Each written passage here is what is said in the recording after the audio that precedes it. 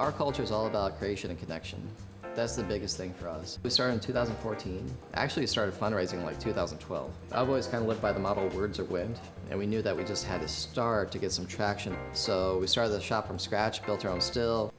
We decided to make a big fortune teller. All the stills at that time, when we were starting, were like 50 to 60 grand. And being self-funded, we didn't have that. So we ended up sourcing a stainless steel pot off of Craigslist from this guy in Tennessee. Our condenser is actually a street light replacement part. Rick hand bent the coils in our still.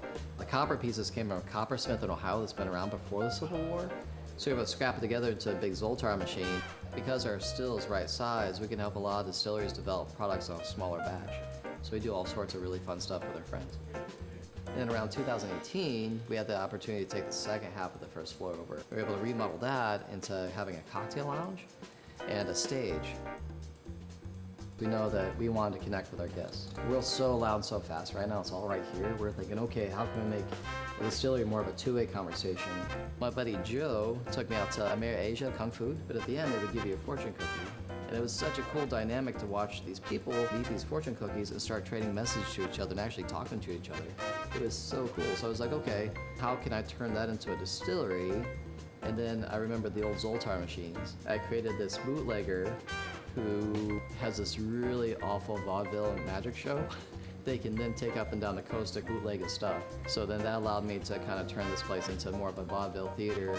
It's a little eclectic, a little vaudeville. Our goal is to really diffuse the spirit into everything. Right now, we make a Kentucky bourbon, of course. It's called Oak Eye. We make a single malt whiskey. We do 5 rums. We have a rotating series of moonshines that we do.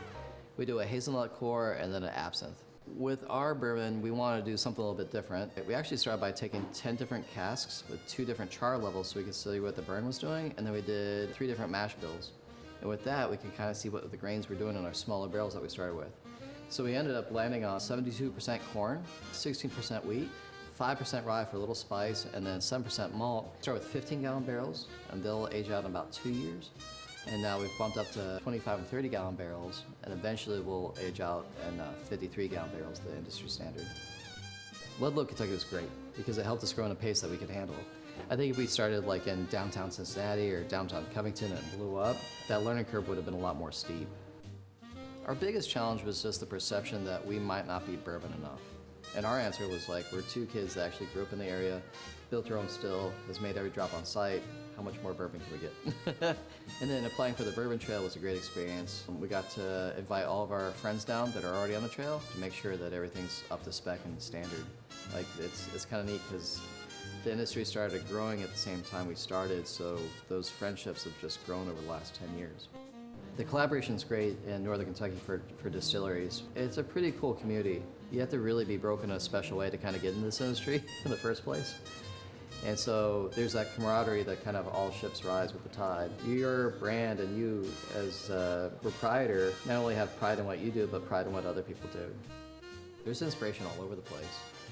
Just keeping your eyes open and being kind has opened so many doors. It's those experiences I don't think we've ever would have had unless we had a shop like this. As far as being on the trail, it's a huge impact. So we kind of think of it as the Kentucky Bourbon Trail helps get our shop out to national and global awareness. So we've had people from Peru, Japan, you name it, like they've shown up because of the trail. The brand's always growing. I think that's one of my favorite parts about the distillery. It's a living distillery. Every year we try to add something new or develop something as far as like experience or products. It'll be really cool to see what else we can develop in the future.